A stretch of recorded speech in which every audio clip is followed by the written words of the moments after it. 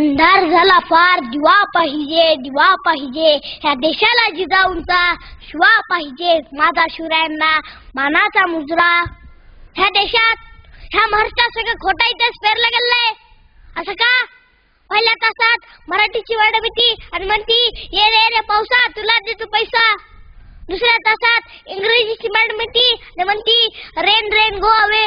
म्हणजे एक मॅडम येते म्हणती पावसा पावसा ये आणि दुसरी म्हणती पावसा पावसा निघून जा. नेमका आम्ही करायचं काय? सात खोटा इतिहास ह्या मराठी लोकांच्या डोक्यात पेरला गेलेला आहे. कोणी म्हणतं की भवानी मातेने शिवरायांना तलवार दिली होती. खरं तर राष्ट्रमाता राजमाता जिजाऊंनी त्याच्या नगदी पैशानं विकत घेऊन तलवार दिली होती. आणि वेंकुजराय आणि शिवरायांनी भांडण नव्हते केले. खरं तर तुम्ही त्यांच्या घरातल्या त्यांच्या मित्राला त्यांच्या भावालाच तुम्ही शत्रू बनविलं. त्यांच्या शिवरायांनी शत्रूलाही मित्र बनविलं. जो अफजल खानला मारला गेलता तेव्हा प्रतापगडाच्या पहिल्या पायथ्याला ही कबर बांधली गेलती. का की आमचे शिवराय शत्रूलाही मित्र मानतात आणि तुम्ही मित्रालाही शत्रू बनविलं. आणि खरी जयंती लोकमान्य ठिकाणी नाही चालू केली. खरी जयंती महात्मा फुलेंनी त्या आचरागडावर येऊन पूर्ण झाड कोपे कापून त्यांनी शिवरायांची समाधी उडकली होती.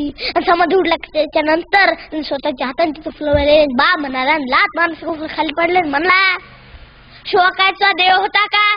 इथला सगळं तर मीच आहे. जे काय द्यायचं फक्त मला दे एवढे करून ते थांबले नाही. त्यांनी संभाजी राजाचा ही खोटा इतिहास काढला. मी सांगतो की तुम्ही पाडवायसन करू नका.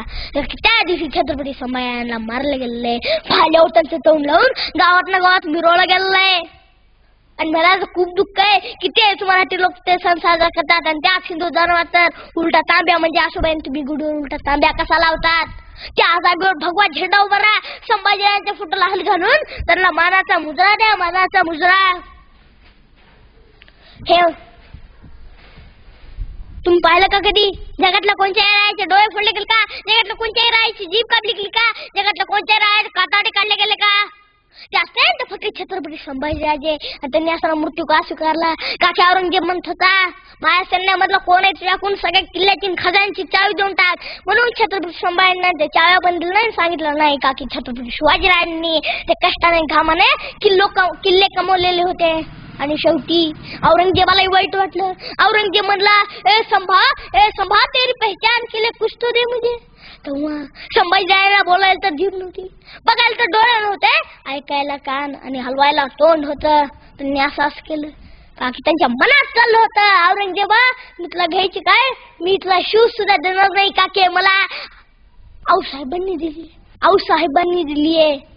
आणि मराठी लोक पोपटासारखे झाले. पोपटासारखे कुणी म्हणलं गुढीपाडवा सण साजरे करा ते साजराच करायला लागले. असाच एक पोपट एका पिंजऱ्यात होता. ते सगळ्यांना राम राम घालायचा. एका दिवशी त्या घरातली मालकीन मेली. खूप लोक जमा झाले. ते त्यांनाच राम राम घालायला लागला. मग माणूस सणांच्या कानात म्हणला की आज आपल्या घरातली मालकीन मेलीये, राम राम घालायचा नसतो. मग असेच 5 वर्ष निघून गेले.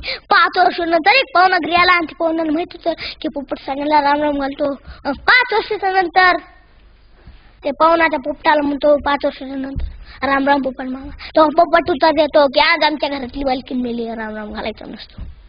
ते पोपट तरी 5 वर्षापूर्वी घोकत आलता. पण मराठी लोक 300 वर्ष झाले तेच घोकत आले.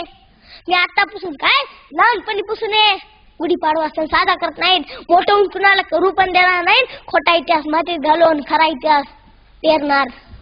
मी अशा हजारो गोष्टी सांगू शकतो.